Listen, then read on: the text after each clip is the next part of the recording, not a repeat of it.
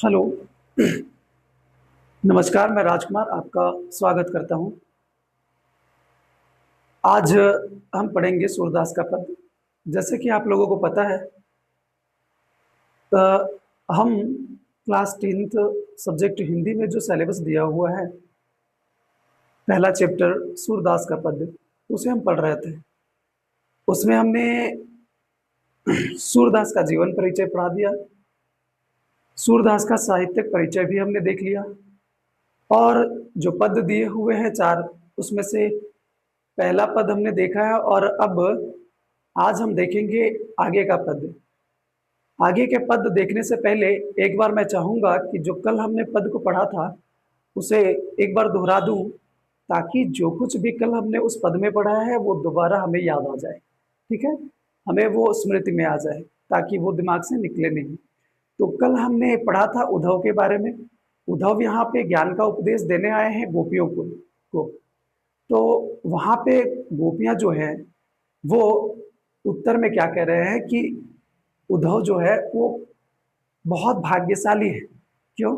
क्योंकि जिस चीज के लिए गोपियां यहाँ तरस रही हैं वो उनके साथ है।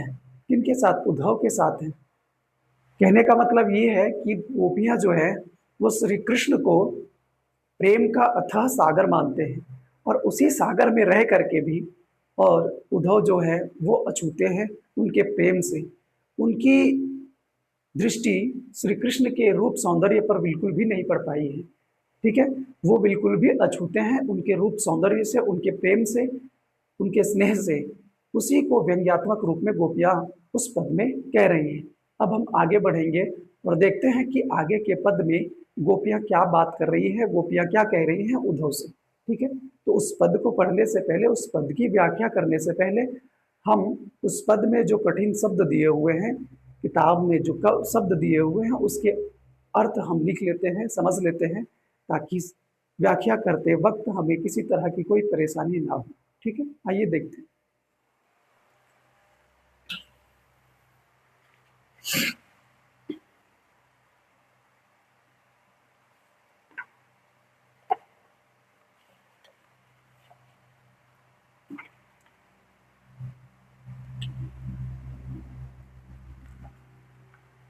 आइए लिखते हैं शब्द को और फिर हम उसके अर्थ को लिखेंगे। ठीक है, पहला जो शब्द दिया हुआ है वह है आधार। वो क्या है? आधार। और इसका अर्थ है आधार। इसका अर्थ क्या है? आधार। दूसरा जो शब्द है वह है आवन। आवन। और आवन का अर्थ है आगमन। ठीक है।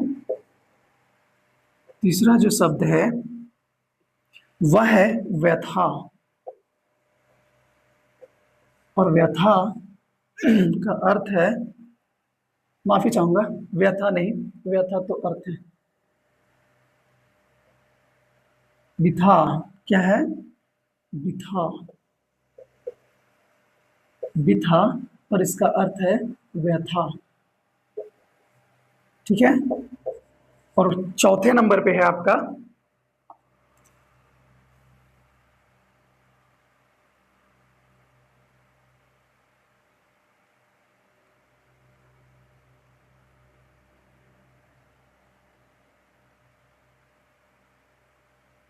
हुति।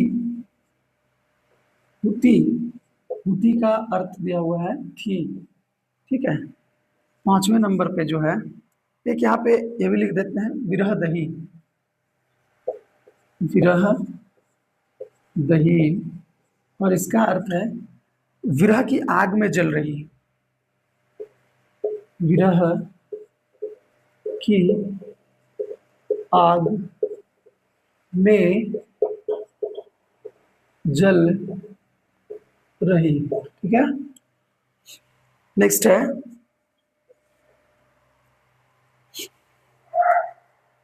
गुहारी। गुहारी।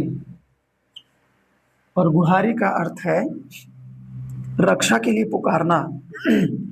रक्षा के लिए रक्षा के लिए पुकारना। रक्षा के लिए क्या करना? पुकारना। 7वें नंबर पे है आपका जितही। जी जितही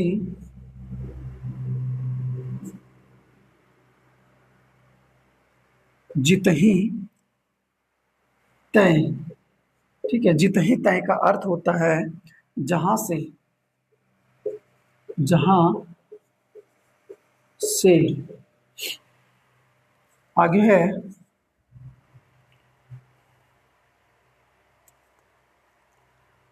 उत। आगे क्या है? उत। और उत का अर्थ है उधर, उधर या वहां। उधर या वहां। आगे का हम यहाँ पे देख लेते हैं। ठीक है, आगे जो है वह है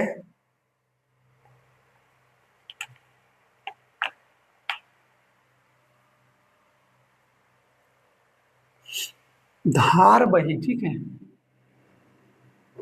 धार बही। तो योग की प्रबल धारा, योग की, योग की, योग की प्रबल, योग की प्रबल धारा। ठीक है, और 10वें नंबर पे है आपका मर्यादा। मर मर्यादा। और मर्यादा का मतलब होता है मर्यादा, मर्यादा, या फिर कह सकते हैं प्रतिष्ठा, प्रतिष्ठा। ठीक है, और अंतिम में जो है वह है न लही। न लही मतलब ना रही, ना रही। ठीक है,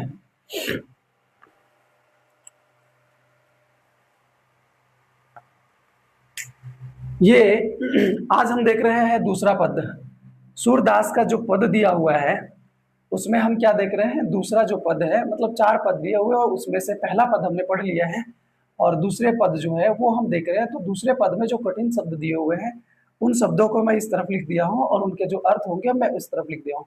अब इसे आप लिखेंगे, देखेंगे, ताकि जो पद की व्याख्या करें तो वहां आपको शब्दों को समझने में किसी तरह से कोई परेशानी ना हो। यहाँ पे कह रहा है क्या कि आधार। आधार का क्या मतलब है? आधार। आवन का क्या मतलब है? आगमन। विथा का क्या मतलब है? व्यथा। हुति का क्या मतलब है? थी। विरह का, विरह दही का क्या मतलब है? विरह की आग में जल रही। गुहारी का क्या मतलब है? रक्षा के लिए पुकारना। और जितही तय का मतलब है जहां से। उत का मतलब है उधर या फिर वहां। आगे है धार बही, मतलब योग की प्रबल धारा। 10वां में है मर्यादा, यानी कि मर्यादा या फिर प्रतिष्ठा। नेक्स्ट है न लही, यानी कि न रही। ठीक है,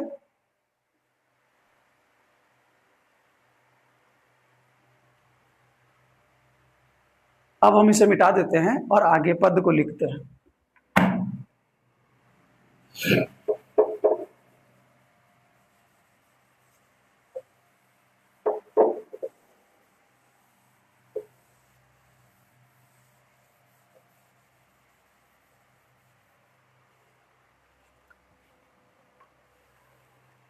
पद को लिख लेते हैं, उसके बाद हम व्याख्या समझेंगे। ठीक है, मन की मन ही मांझ रही। पहली लाइन है मन की मन ही, मन ही मांझ रही।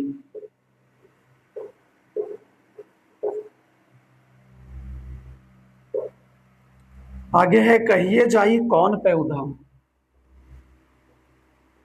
कहिए जाई, कहिए जाई कौन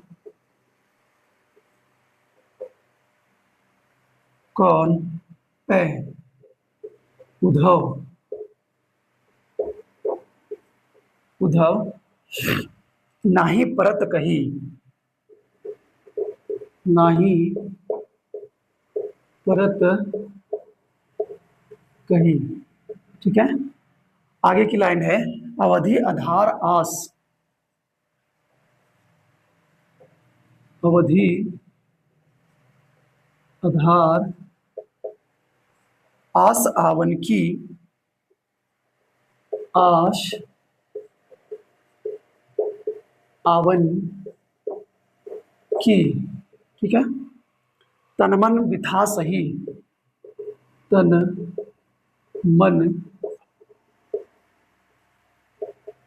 बिथा सही। आगे है, अब इन जोग संदेशनी,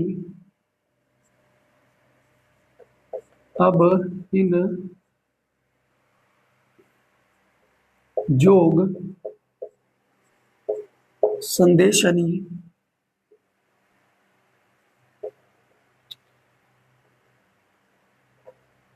संदेशनी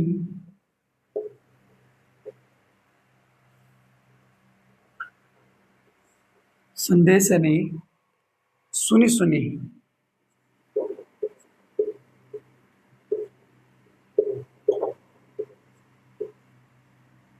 सुनी सुनी बिरहिनी बिरह दही, बिरहिनी बिरहिनी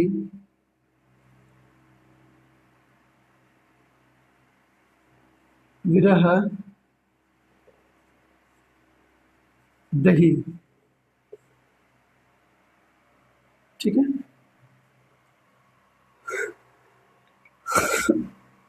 चाहती होती, चाहती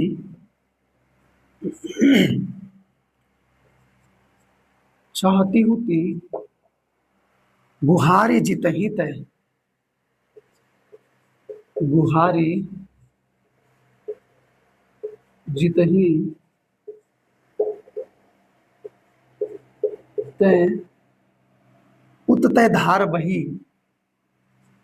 उत उत तय धार बही, उत तय धार बही।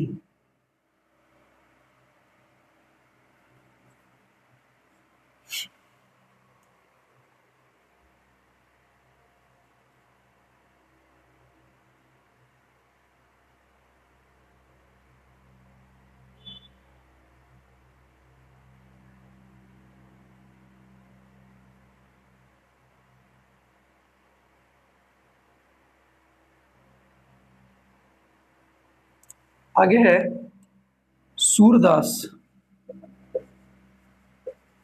सूरदास अब धीर धरही, अब धीर धरही, क्यों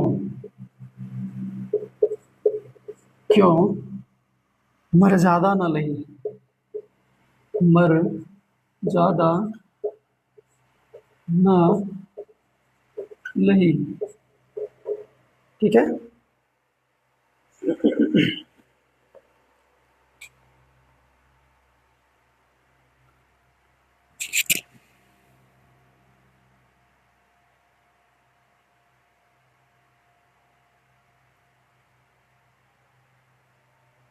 देखिए यहाँ पे जो दूसरा पद दिया हुआ है उसको हम देख लेते हैं। कह रहे हैं कि मन की मन ही मांझ रही। ठीक है, मन की मन ही मांझ रही, कहिए जाए कौन पे उधव, नाही परत कही। अवधि आधार आस आवन की, तन मन बिथा सही। अब इन जोग संदेशनी सुनी सुनी, बिरहिनी बिरह दही। चाहती हुती गुहारी जितहि ते, उत तय धार बही।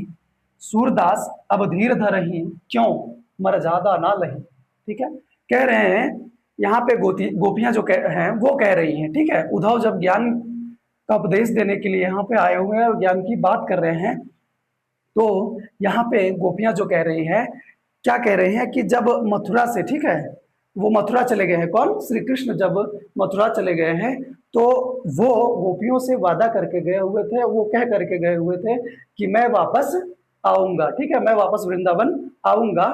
लेकिन वो वापस ना आकर के क्या किए हैं कि उद्धव को अपना संदेशा लेकर के भेज दिए हैं गोपियों को समझाने के लिए, लेकिन वो नहीं आए, ठीक है। तो इसी के बीच में वो जो है वो अपने मन की व्यथा या फिर अपने मन की इच्छा अभिलाषा, अपने मन में जो सोच रखे हुए थे कि वो कृष्ण आएंगे और उनके बीच हम अपनी व्यथा हो या फिर हमारी जो मन की इच्छा अभिलाषा हम उनके बीच रखेंगे, उन्हें बताएंगे। वो कह रही हैं वो कह रही है कि अब जब वो नहीं आए हैं तो हम किसे उस बात को कहेंगे, ठीक ना।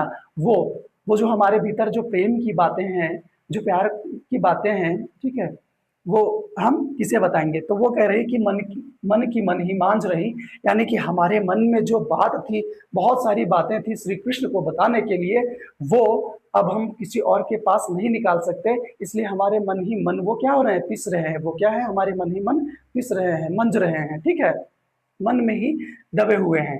कहिए जाई कौन पे उद्धव, ना ही परत कहीं।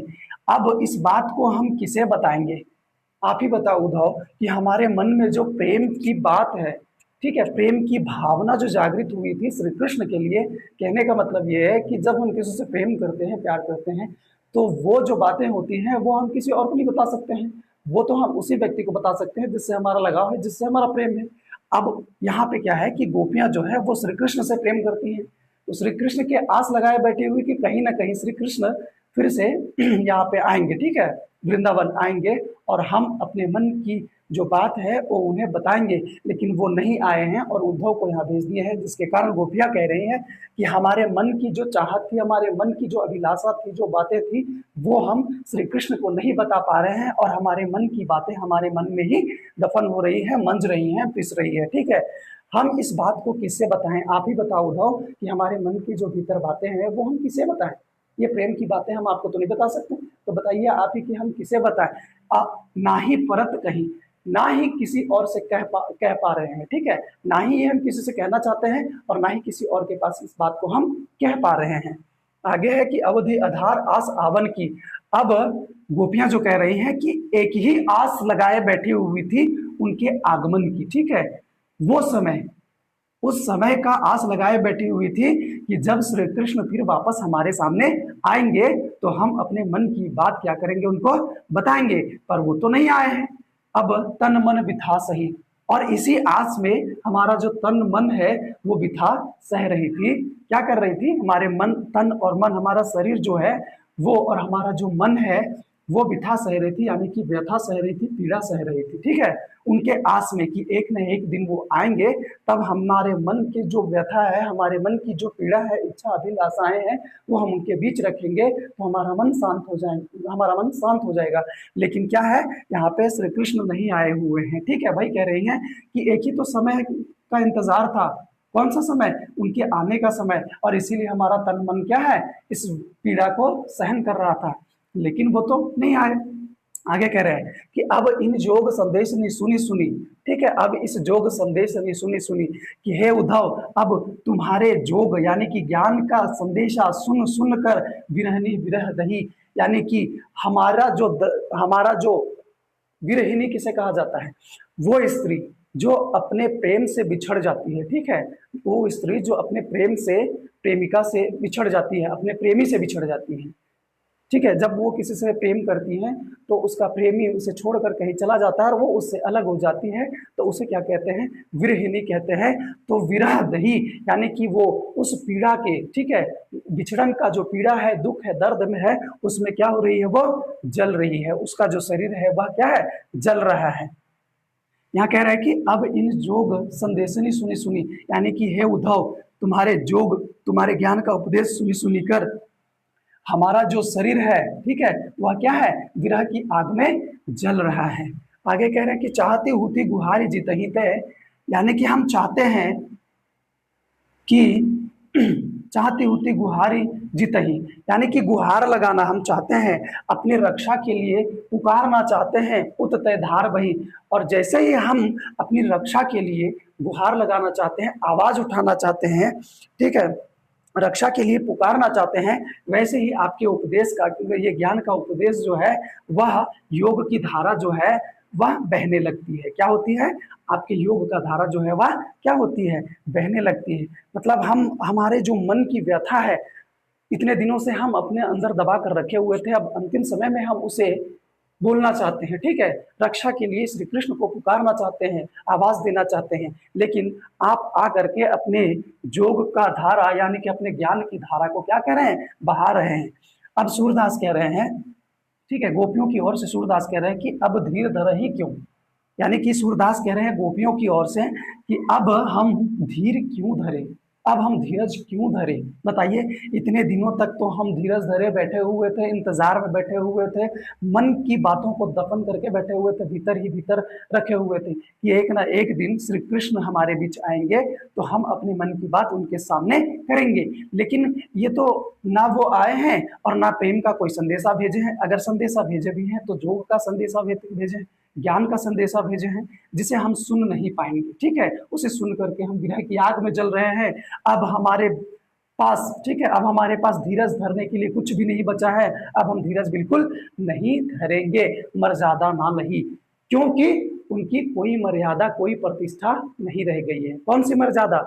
यानी कि वो जो आने की जो बात कह गए थे वो तो वापस नहीं आए, वो तो वादा करके गए हुए थे कि हम वापस आएंगे, हे गोपियां हम वापस आएंगे, लेकिन वो तो आए ही नहीं। तो उनकी जो मर्यादा थी वो टूट गई, वो खत्म हो गई, उनकी प्रतिष्ठा खत्म हो गई, समाप्त हो गई। इसलिए अब हम धीरज नहीं धरेंगे, अब हम अपनी रक्षा के लिए आवाज उठाएंगे, पुकारेंगे, ठीक ना। अब यहाँ इस पद को समझने में किसी तरह से कोई समस्या नहीं होनी चाहिए। मैंने इसमें जो कुछ कठिन शब्द दिए हुए थे उनके अर्थ भी लिखवा दिए हैं, और फिर मैंने इस पद की व्याख्या भी कर दी है। अब इस पद की व्याख्या हो गई, अब आगे हम इसके बाद के जो पद दिया हुआ है उसे हम पढ़ेंगे। मैंने कल ही बताया था आपको कि एक एक पद पढ़ेंगे छोटा छोटा करके और अच्छी तरह से समझ के, ताकि आगे का जो पद है उसे समझने में हमें किसी तरह की कोई कठिनाई नहीं होगी, ठीक है। तो आज हम यहीं पे समाप्त करते हैं। धन्यवाद।